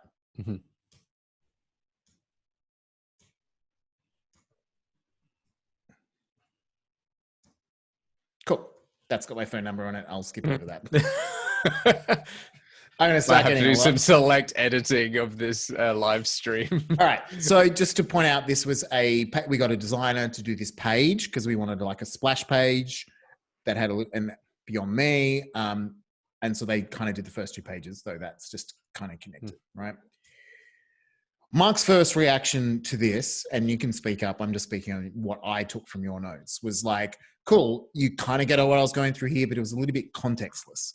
Because what we're trying to show, but you've got no context for it if this is the only thing you're looking at, is that it's an all-female crew and it's kind of got like a Mad Max vibe in terms of look. You get the Mad Max vibe, but you don't know why you're looking at this page, right? And also it's a montage page. And visually I would now, and I didn't get around to it, but I would grade that photo because it kind of like sticks out a little bit because of the daylight, right? But again, it was to put a less emphasis on any one individual character and make it like, oh, look, they're just ripping off Mass Effect. Yay, even though there's like 3 characters from Mass Effect, right? And that was kind of like the director's statement here was like, and this is kind of like an essay. And your point was, because it's 8 paragraphs, was to break it up to make it a less dense, right? Less text per page, basically. Yeah, like a couple of paragraphs per page, that was it. And we'll look at what that came down to. this page, there was a few images you didn't like, and we'll point out what they are because I did take them out. One, this image down here in the corner. This is the montage page, and you've talked about you prefer a single image. Was looking at the camera, breaking the fourth wall. Concept art makes it feel not a real thing. It makes it harder to imagine. It feels like it's something's being developed. This is a bit vogue. And this is interesting because this is concept art and I've kept it, but you were drawn to this image. And I think it's partly, there is a difference between the top, this bottom image down here and the top image. And this is because this one is actually painted to be more cinematic. It actually looks lit. This looks like an art piece. Yeah, and you'll find that there's a few definitely concept artists who will like paint over reference images, but no, it's a painting. It's just a really good one. Similarly, on this page, these two images, because they're concept art, it's like you're talking about characters, but you've got concept art, right? And this also has a Star Wars logo. And so even though this is a fan piece, and I liked the lighting on it, either crop it out or use it on another page to do more with design. And your observation, which I liked about images like this, like breakers, is to make them in a widescreen aspect ratio that reflects the show. And our show is specifically, we wanted to shoot it at 2:1 aspect ratio. So it's a little bit claustrophobic to do with the environment, but not too claustrophobic, like 2:3:5, which is distances from the characters in the environment we're shooting in. It's a effectively, it was like, which is what it says here, it's to be shot like a submarine. Yeah. You're like, one too many page here because you kind of, these images, these two images down here kind of doing the job. You can get away with more images that are stronger. And same here, the concept art note, right? That's about the bioluminescence. You're like, this is a cool page, but I'm not sure why it's there. Maybe put some text, some flavor text, right? And so there was that idea of bringing this, even if we have sent them the story materials, we can't assume that they've read them. You're resting on your phone number, by the way. Oh, yeah, cool. Thanks. for all the people that are listening, watching. So, sorry, I just lost my train of thought. I have completely lost my train of thought. Oh, I'm sorry. I thought it was somewhat of an emergency to interrupt you. Oh, yeah. Like a flavor, some flavor text. Okay, so we can't work on the assumption that people are actually going to read the email. They might just read hey, here's our attachment, and open up the story document, or it might get passed on, and we should come to the chain of command that's of who gets to look at this material. Because, in other words, it's worth having a bit of the story in the document, even if you're giving them other materials. In this case, the script, and we're giving them like a one-pager and a lot of materials. So let me just upload screen share where we're at. I mean, to shorthand it, that to allow this document to stand by itself without having to rely on anything else. Yeah. You don't know pass it on, or who's going to, what assistant's going to pass it to his mate, or Yeah, if they really like it, they might this is this great project, and they pass it to whoever, and then suddenly like, what the hell am I looking at? What's the story? It's just like bang into this kind of like essay. So this is where I got to. So we open now with the log line. Actually, it's more of a log line. It's a one paragraph. I'm still not, I don't love center justified text because I think iScan makes it harder to read. Something that you'll see throughout is I've used different weighting on keywords and stuff like that to draw attention to it, even in a subtle way, like the fact that it's an all-female crew. Put this up ahead. So when you go to this page, which I've largely kept because I couldn't think of a better way to show the small d diversity of the cast than a montage page, that maybe, this might have need to be underlined. And then the images on that that montage page, do they represent one character, or is this just a broad sense? It's like a feel for the crew. Yeah. A feel for the crew. Because it's different ages, everything from 16 to like 70, right? Without locking us into a particular character design. But there aren't 12 characters on there. There's like 8 or 9, I think. Yeah, there's not each one of these is not a specific character. because that may be something that you do, that you really think hard about which image represents which characters, and then this page is very specifically the crew or expense of the crew, you know. Yeah. And it could be that it's moved, right? Because you'll see. So I've got like even though we got the log line, like this is like the hook page, you know? Yeah. Into the creative vision, broken up, bigger text. So it's less dense. Good orphan there, Willis. That should go up there. As you can see, I've kept a lot of the same imagery. I've now started pulling out pull quotes, right? So even if you flick through it, they hopefully grab your attention. What does it mean to be human? You know. Yeah. Again, this is one of those great concept art pieces that you can see that they've worked off a photographic base. They probably had a model stand for them, because I look at it and I'm like, oh yeah, that's painted, but on the Zoom does not really look painted. So Stu did all this work this morning and I haven't seen it, and that is so much cooler than what we had before. Yeah, that's good. I want that to be the reaction, right? That image is specific to that little blurb there, you know, how far are they willing to go to protect themselves and their freedom? Like that image says that, you know. I see about to compromise their own morals, you know, in that image, and or compromise their own code, or you know. Yeah. And I don't know if that really works, this highlight down here, and I could have used like a call out box. You know, trust is difficult to prepare and print out, and sets in like dry, right? Maybe it should have just been that's bold, not that. You know, it's just about where your eye is quickly scanning. I letterbox this image to remind them that it's cinematic. And again, you can see that it's painted, but man, it looks so photographic. Like, I'd have to look up the artist. It's such a good job. You know, and a real minimalist page. Don't know if it completely works, but that's what the characters are, a team of violent loners, right?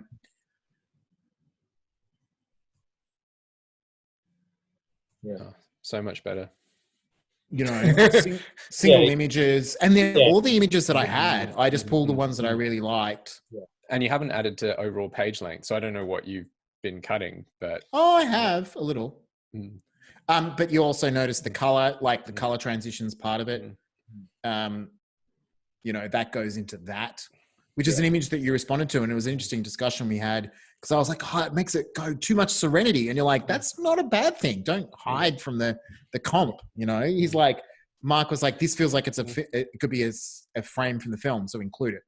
And I mean, a whole nother generation has come up since Serenity, you know? So it's like, you're really selling to a new generation. Yeah. You know, and I've now put the headings on like pages like that to break it up. Yeah. Don't know if this little section visually flows, like maybe that text here should have been brought up so your eye scan doesn't pop. So eye scan refers to where your eye is looking on the page. So here my eye is in the middle. I go to this page and now my eye has to move to the top. So it feels more abrupt. So I could have potentially moved that above. But that's what you mean about the pull quotes, right? Your suggestion is I had this page blank. You're like, oh, just a little bit of something, right? Yeah. You know, her body, it reads alone. Her body is a silent list of stories of her and her crew, you know? And then we go into, I'm not sure if this is as effective. You can see I was running out of time. I was trying to get this ready. And I transition into a black backgrounds as well. So it's for the denser text, it's white. And then it gets into the more cinematic look stuff. And the decision I made, I ended up going, oh, black feels better because it makes the lighting and the color feel stronger. This ties to the biophilic design, neglected and overrun. So I picked this image and I would have, if I had time, I would have photoshopped a little bit. I would have added a gradient to make this little bit work, but it kind of works.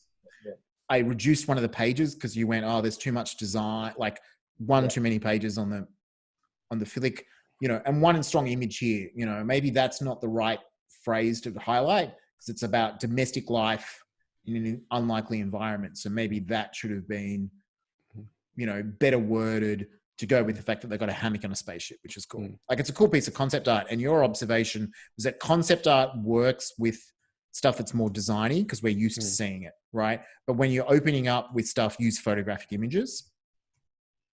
When you're talking about like plot, so Marc, just not to speak for you, but your feedback to us was that you felt like you preferred cinematic images when you're talking about plot and characters. and to reserve concept art for, as she said, more design and world and that kind of stuff. I think especially with a science fiction piece, you use that stuff extensively in the world or in the production design section. I mean, sometimes those two sections are interchangeable, really. Yeah. And as I said, like some of the layout I would still tweak, but this is the kind of the concept I was going with, like pulling out like no windows, no escape, you know, connecting to claustrophobia, but maybe claustrophobia is it's on its own line. This feels like it's something that I'm would still refine, consolidated some of those images. Yeah. Again, another photographic image, specifically when talking about the cinematographical approach, you know? Yeah, no, that works. You know, a page like this, goal is to make the audience feel intensely, you know, and then something like a little buffer like this, which is about the bioluminescent lighting idea. It feels fine being on a page by itself because it's only one page. It's not like 3 pages without text. And I picked that image because it transitions, the color connects, you know, so it works aspect ratio wise, but connects into that. And then action and violence, you know, and, you know, if that's all you read from the page, and action and violence will be up close, in your face and intimate. You're like, okay, I get that when we get here, right? Yeah, exactly. I mean, you may want to replace the first action violence image with a photograph, like one key photographic image. You know, even one. Maybe it's one of these images that you. Yeah, it could be that this image itself, which again is an iconic Serenity image, but you could take that, put that there, and then, you know, and that's the end. Action and violence is something that you're dealing with actors and with real depictions of reality. So you probably want to, especially when you're saying you want like your approach to the violence is grounded and intimate. Yeah, that's right. No, that's a good observation. I'm actually kind of making it cartoony. It's literally counterpointing the text. We're going to be up close, in your face, real. Here's some concept art, you know, as opposed to like, I feel like you can get away with that there. Yeah, you can take a shot from like Edge of Tomorrow or something like that, like an extreme close up of Emily Blunt. You know, so you can't contextualize it too much in that film, but just something to show movement. And, you know. I think obscure images kind of really help, you know, especially when they are in those sections between sections. Yeah. You know, they give you a sense, but they don't point to something too specific. And they'll let you kind of dwell on, you know. Yeah, like that red image is great. Yeah. So I think a few things to note when we're working on this lookbook. We talked about this idea of visual language and visual development. We're kind of Chaz and I are reconfiguring this to be a little bit more steampunk, right? Because part of doing the lookbook was like, this is now beginning to feel like, at the time we're working on it, we're not the only people working on the trend towards kind of like neon colors and stuff like that, right? That's why we're pulling out the image. It's becoming those images becoming more popular. But it feels like, we've kind of beginning a lot of this design language in sci-fi, except the kind of the biophilic organic stuff. That felt to us really fresh. That kind of came from production designer we were working with, and then we rolled it into the script. To the point now we're like, we'll do a steampunky version of this, right? Which would include some of it, but which would effectively have all more a little bit of that feel, but more like not typical 14th century, but 14th century, 18th century. Yeah.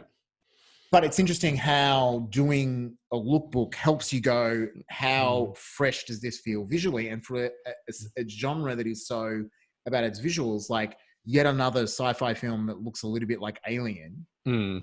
And that's part of it. I didn't, you know, obviously that's version 7, there's version 6. The earlier lookbooks was like, oh wow, when I did it as a director, it was like a lot of our design language feels straight out of Alien, you know, because it's cool. Like Alien's a great film, it's iconic, you know. But then we were like, what if we go try to find something else? And then we came up with this idea that they have to grow their own food and hydroponics, and what if they don't give a fuck? So there's just like mushrooms, and I think we even wrote a scene where like someone plucks something from the wall in the corridor, you know, and eats it, you know. But it kind of informed the writing process a little bit. So I want to encourage people to see that building up these kind of like libraries, even if you're not super visual, will help inform that aspect of your work, right? Yeah. And just to point out, all of that was done in Pages, right? And that, because for those who haven't used it, it's got a page layout function, so it's really easy to create like text blocks, because you want to create a box with the text and move images around and crop images and scale them up. I mean, this is not going to be a tutorial on using Pages, but if you're a Mac user, it is free and it is really good for doing this stuff pretty easily. It is possible to do it in Word, but it's a nightmare. Yeah, if you're in Office land, actually PowerPoint is better at doing this stuff than Word. Yeah, totally. There's even a few free, I don't know what they're called anymore. Adobe had one on the iPad, like a layout, free layout. Worked a lot like Pages. I don't know what it's called, or if it even exists. It's Adobe. They release software, lose interest, cancel it. Right. Very annoying. But you might want to work on your iPad, because it's just easy to drag stuff. So I think one of the things that I always take is there will be a certain stage of the process that I will start collating visual images, right? And that could be, and I think that's worth doing if you're a writer. Just have a folder, stumble across stuff, stick it in a folder, stick it in a folder, stick it in a folder. The bigger, the more reference imagery you have, the easier it is going to be to build this stuff. Yeah, absolutely. And there's another great couple of resources. One's called the Everett Collection, which everybody should get onto. And the other one is called Shot Deck, amongst websites that you're able to pull images from. Shot Deck is incredible because of its search engine. Like, you can search for specific actors or specific genres or moments in a film.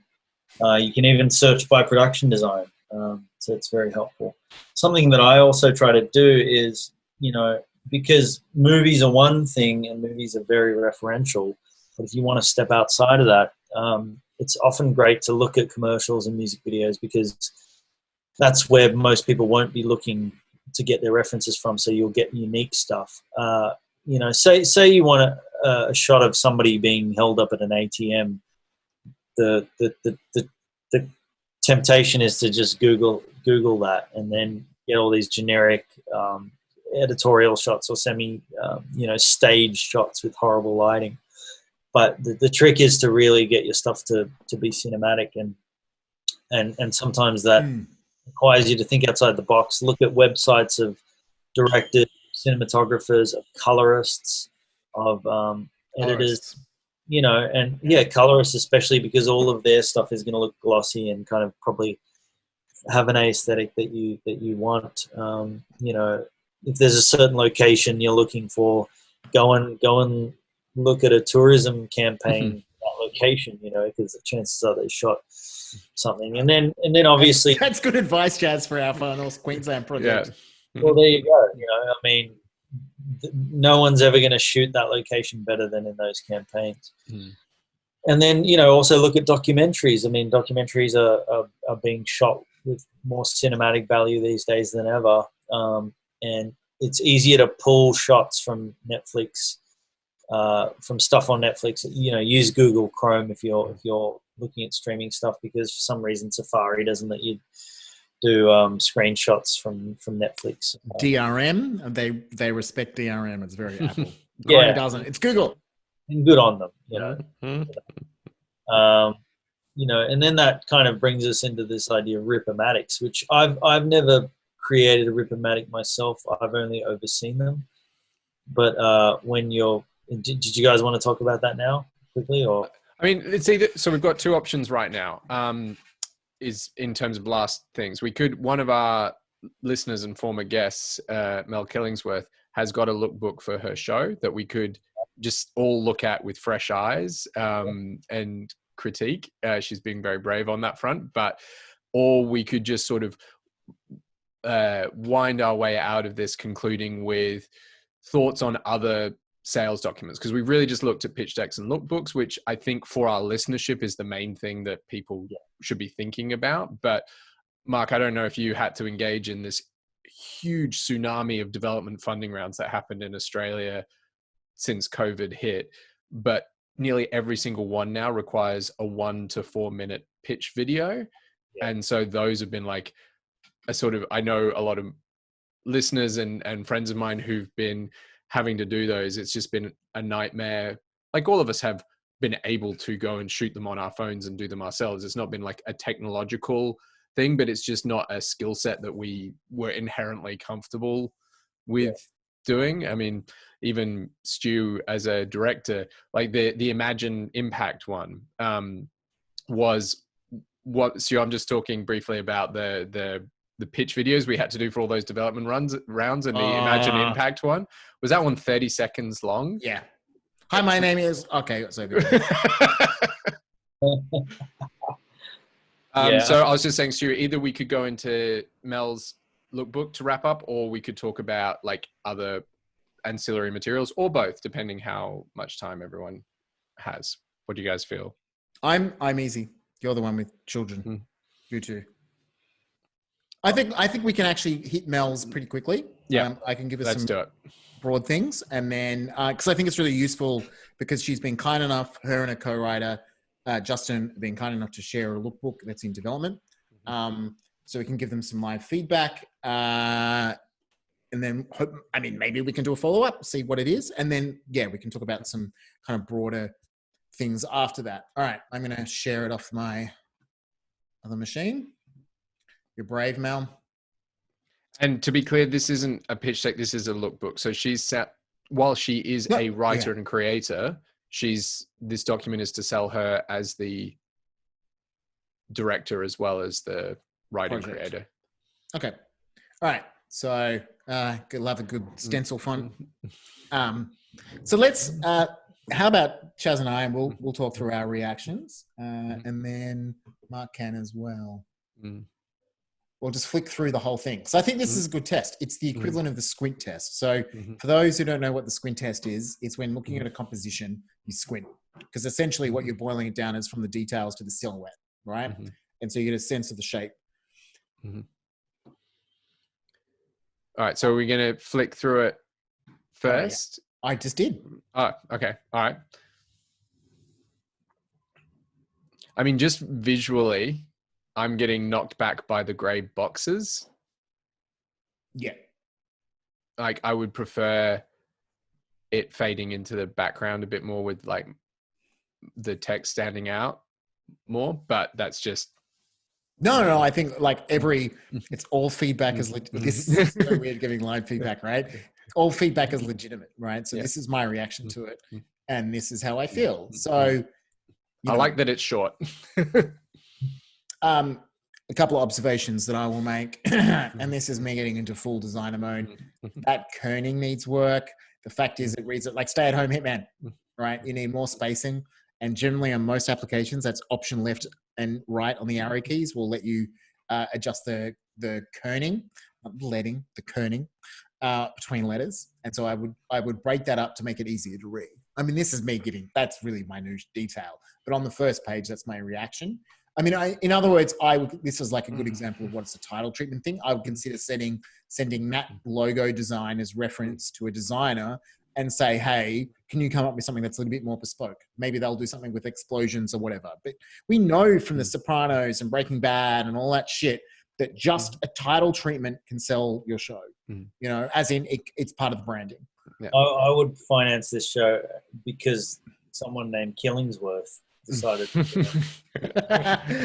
Mel was like, great, can I pitch it to you? Can I, this is me as a word person, much more than obviously than a visual person, but I would consider either doing it in title font, separating the word stay at home from Hitman, or even if you have it all with the same font, is hyphenating stay at home, because they're almost like they're the two contrasting, conflicting ideas, right? Like that's okay. Yeah. It's the fact that it's a hitman who's a stay at home hitman. There's a version of this that you could do that's 2 lines where Hitman's really big and it's the same block as stay at home, and then Hitman underneath, and it's effectively like a single block. Yeah. And I don't if you don't want to hyphenate stay at home as if it's like one word, fine. But that's what I'm saying is in some way separate visually the ideas of stay at home and hitman. Yeah. I would go with 2 separate lines, even perhaps 2 separate colors. Oh yeah. Maybe, you know. Mm-hmm. I mean, you don't want to make it cheesy, but Yeah. 2 lines I think would definitely do the trick, and the hyphen would work. Yeah. Next page. Yeah. Stay at... And I mean, that is, I know there's a white cast on that image, but what might be nicer is actually just making the opacity normal and moving the logo, the series logo, to justify it to the right, so it's in that negative space outside of the guy's body on the right, in the right third, and then, you know, and then making it a bit smaller, because that would give it a bit of an interesting look. So effectively, I mean, this is getting very designy feedback, but yeah, you could use a gradient to create that separation. So you got the full photographic image kind of bleeding into where the text is kind of what you're talking about. Because one thing you did that you take advantage of the out of focus areas to place text is kind of what you're saying. Yeah. And you can enhance that. Yeah. It always looks more beautiful for sure. I mean, one of the things that I thought worked with Marc's feedback on Hollow Code and seeing what you did, Marc, in Black Gold is, I know like Mel's obviously kept only to a few pages here, but I would much rather like a hook or a log line. Like for that first page is not a big lot of, like not 3 paragraphs of text, is like just give me the one sentence, whether it's a premise, whether it's a concept, whether it's a hook, whether it's a log line, whatever it is, but like tagline. Yeah. And put it in the negative space of an image, you know, that really sells it. You know, that first image is great. I'd find another one similar to that. Put the hook in the negative. I mean, if you can, what this image does really well is, I think, like it looks like it's from Barry, I think, but it is the casualness of the shirt that he's wearing, and that's what you're going for. But what I saw later when you scan through the document is some of those, like the dad with the baby carrier, and like some of the other, like from the let down, like sleepless nights and things like that. So if the second image wasn't rather the same one, but one doing the leaning slightly more to the family stuff as well, like these are the 2 conflicting worlds. Anyway. I mean, you want to give that imagery more space to breathe as well on that next page. Well, I think the feedback that you gave to me, just jumping on this, all of this stuff, break it onto individual pages, structure and format, target audience, style. You know, they can all afford to be their own pages, and it means you get rid of the busyness, right? These background images here kind of, to me, feel like they're just making it, like this page has got a lot. It's just a lot. Get rid of the background image. Yeah, so you can get rid of the image. I personally wouldn't use... I would use this font for the title, and that's it. Yeah. You know, something that's similar, like but the fact is the kind of stencil thing at smaller details starts getting difficult to kind of pass, and adds to the busyness, you know, because you're literally breaking up the silhouette. That centered justification on that synopsis page, I don't know why that is there. But can I just say, like, can you go forward one page, this page, those 2 images on the top right-hand corner, they tell so much about what this story is. Like, I haven't read any of the text in here. I've only read, like, Mel has pitched the project to us before, so I've got some idea, but I know from Stay at Home Hitman, and I've got these 2 pictures of a dad, like, cradling a baby, and then, like, a man with a gun running down a suburban street. Like, that is the show. And coming back to Marc's lookbook, just put them on 2, like the stay at home at the dad, and then the gun at the bottom, or the gun at the top, and the you know, what is the story? Is it that he's a stay at home dad and he's a hitman, or he's a hitman who's also a dad? You know, but I think rather than overlapping them, laying them over at the top, and just have it on structure and format, you know, and then find images that speak to target audience. That could be comps, posters, fake poster, you know, style. I think that can work really, really well. And I personally, this is a personal thing, I'm not a huge fan of background images like that, just because they add kind of, squint test starts being, like, the reason you're doing this gray background is because the text won't sit over the background that you've got therefore get rid of the background and get rid of the gray box. Yeah. If you know what I mean, like you're creating a solution to a problem that you don't need to even have, right? Personally, or just defocus that a lot. But then at the same time, I just don't know if you need it. I think plain colors work for a reason. And again, with the characters, coming back to what Marc showed us, why not just do a page for Harry, a couple of cool images of him, and then one page for Kim Pham, one or two images here. You can potentially use this background image here about the family as a breaker, you know, in the same way that I was trying to do with the holocode thing, where it's like a breaker and like a line or a sentence that says something about the characters. Yeah. I mean, that said, I liked when Marc had both the lead characters of his show in the same one, because it was about the marriage. But here it feels like really the conflictual relationship is actually between the dad and the baby. So it would be, instead of like, you know, you could have Harrison and his daughter who's a baby, and like all the pain in the ass that his, like, having a character page for a baby or a character description for a baby, I find like quite a humorous idea, because you're basically just saying how they ruin the parent's life is their character description. It's speaking from experience, Chaz. Huh? Probably just call it characters, you know, not Yeah. take out the descriptions and center that, you know, that heading so that it just feels a bit more balanced on the page. Is Mel crying yet?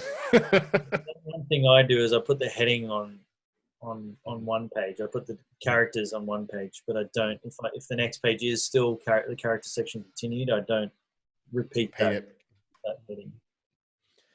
I mean, again, visually, she's got two blue pictures that really stick out not well against all the sort of more beige, brown, yellow colors. So there's that previous screenshot from Barry and now the Killing Eve one, that they just really stick out. And I mean, I could kind of see, like, maybe you're saying during the day he's a dad and during the night he's a hitman, but I think that would need to play out a bit. You need to do that more clearer, because otherwise these are the only two images in the whole thing that disrupt that that visual consistency. Yeah. Like if you're going to do the two worlds thing with different color tones, grade this one to be blue. You know, like if you're going to do something with the color palette and color, like, not analogous, contrasting colors, for lack of a better word. There's a bit better, more technical term, like opposite colors on the color wheel. You know, grade these to be warmer. You know, it's the orange and teal thing. Grade the family to be orange, and then that to be teal. And you can make that as a designing palette, and that could be reflected in your title design here. You know, stay at home in kind of like an orange, and this in a blue if you want. Might be too much. The other thing I would avoid is using the kind of like Getty style images, like those two character description images, the previous one with the dad. I try to find imagery from real dramas, real movies, you know. Cast. Yeah. I mean, it's just less kind of photographic, catalogue-y images, because really you want to give people a sense that, you know, like the Better Call Saul image is great because it just has emotion to it. It has emotion and it has tone, and it's lit a certain way. And you want to be able to, you know, even if you're not a director, sell the producers on the fact that they can entice a director, they can entice a great filmmaker to this, and that's going to be in how you present it, you know, in your choice of imagery. All right. So shall I try to summarize? See if there's like, because I think we can use this to bridge into some like learnings that we may have had, you know, make the title more decipherable and more reflective of the inherent comedic contrast. Less busy pages will make it easy, means that it'll make it easier to make your content stand out. Related to the busyness is the kind of consistency of the color palette. Kind of bring stuff either closer together, or if there's a deliberate style choice and that there's the two worlds, in the same way that the Matrix has got the green world and the blue world. You know, this is about the warmth, the yellows of family, and the kind of bluey purples of the Hitman world. Kind of bring that out in your design choices.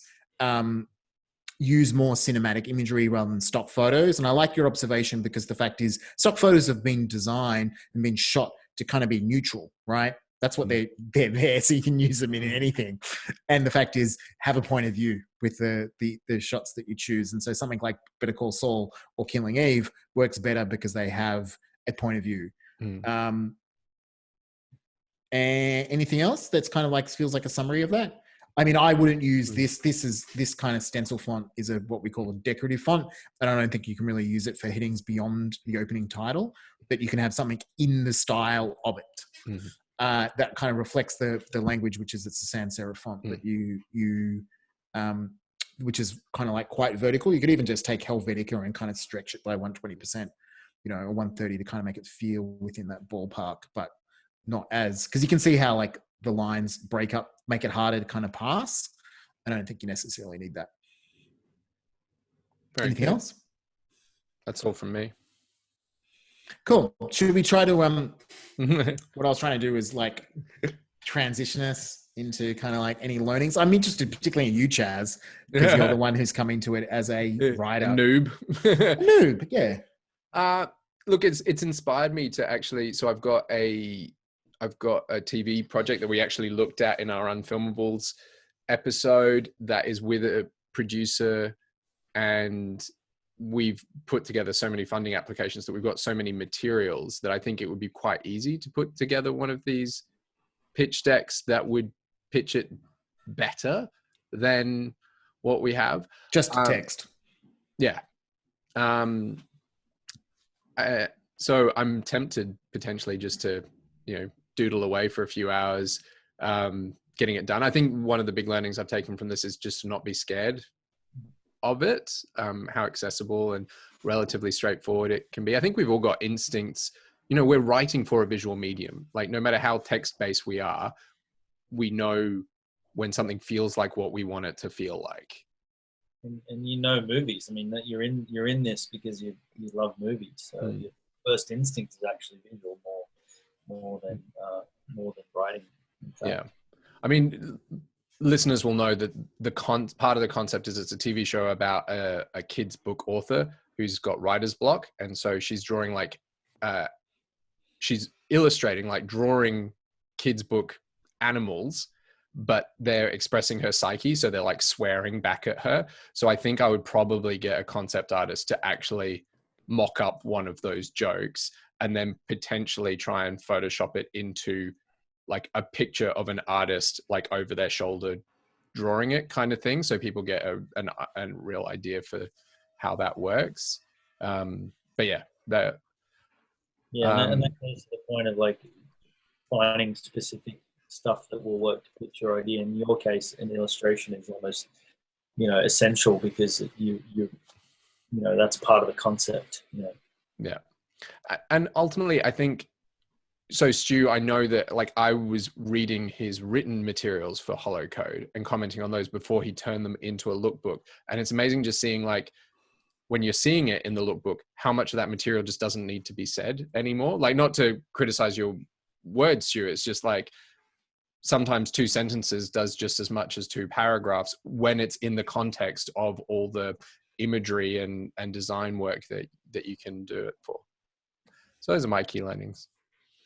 What about you, Marc? Is there anything that you kind of inspired you on this that kind of were new to you? The little tools that you gave me, but I think just knowing that there's definitely a need. I mean, that was why I put the post out on Facebook in the first place, is just to do exactly this, like give people a bit of advice and give them a run through on, because there isn't any Bible out there for how to pitch, really. Like there's aspects of it. There's how to be in a room with an executive, but really, if you have a good deck, you can get ahead of that. So I think just being able to help people and knowing that there's a desire out there to learn more about how to pitch, as we're all learning, is really healthy and good. And you guys have certainly given me some new tools as well.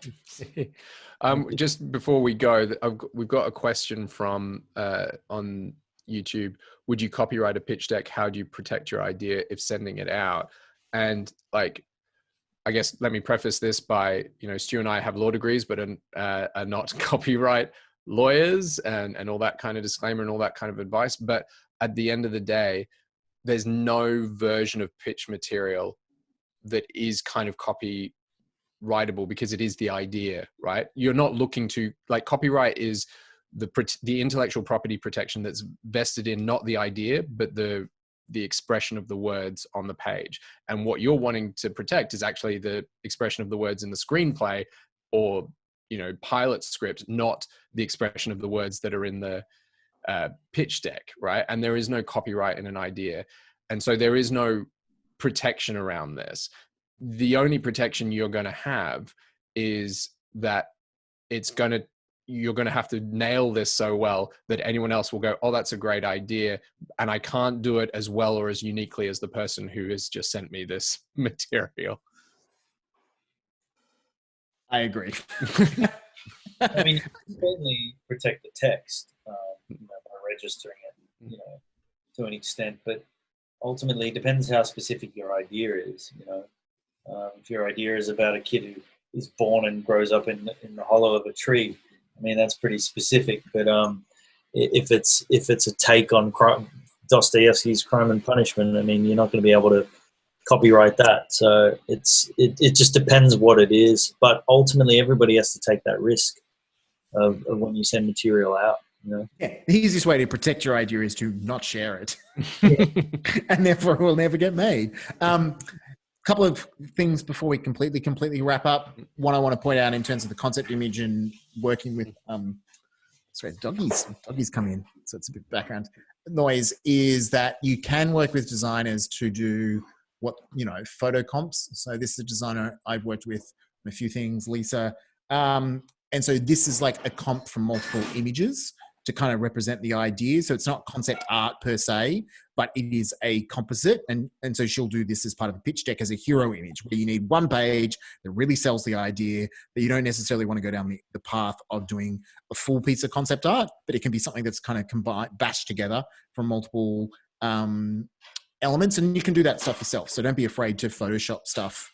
Whether it's replacing police, you saw one of the holocaust says police, and there's other Star Wars, all that stuff you can make kind of more specific. And I guess the kind of, the kind of top five tips I've kind of taken away with: less is more. That's the main thing, right? If you're not a comfortable designer, just rely on your taste. As in, picking good images that suit your material and making them do the images, whether they're against black or white. That will do images well chosen will do more than anything else, right? And it doesn't have to be a mountain of stuff. Like the Stranger Things one was like 8 images. Yeah. And then just that fake page treatment was just the same thing on every page, and the pitch is the pitch, don't fight against it. All right. Are we done? I think so. Should we just thank our wonderful patrons for bringing this to you guys? If you enjoy Draft Zero and want more Draft Zero more often, please go to our Patreon page and support us. Thank you to our super awesomest patrons. And many thanks to Marc Furmie for joining us. Please watch his feature Terminus, his web series Event Zero. Should they watch the Errol Flynn biopic that you wrote on? You should watch that. Follow his work at Rezistor Films. Thanks so much for coming and sharing your experience. I appreciate it. Thanks for having me. Have you found the page yet, Chaz? It's asking me to verify because I haven't logged in through fucking Firefox before. Do you need me to do it? Yeah. Chaz. It's probably going to do the same thing. Can you please verify your... no. Wow, this is awkward. Oh, Nigel's listening. Hey, Nigel. Glad it was awesome. That's good. Well, while we're trying to wrap up, if you've got any last minute questions, now your chance.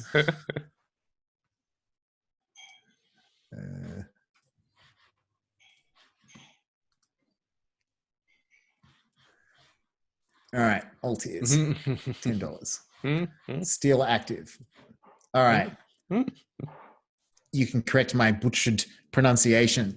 All right, many thanks to Matteo, Christopher Walker, Sandra Willis, Theus, Bergstrom, Jack Smith, and Rob Evans. Thanks to all the Patreons that have supported us, continued to support us.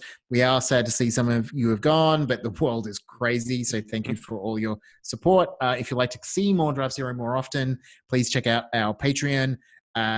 Link in our bio, just draft-zero.com.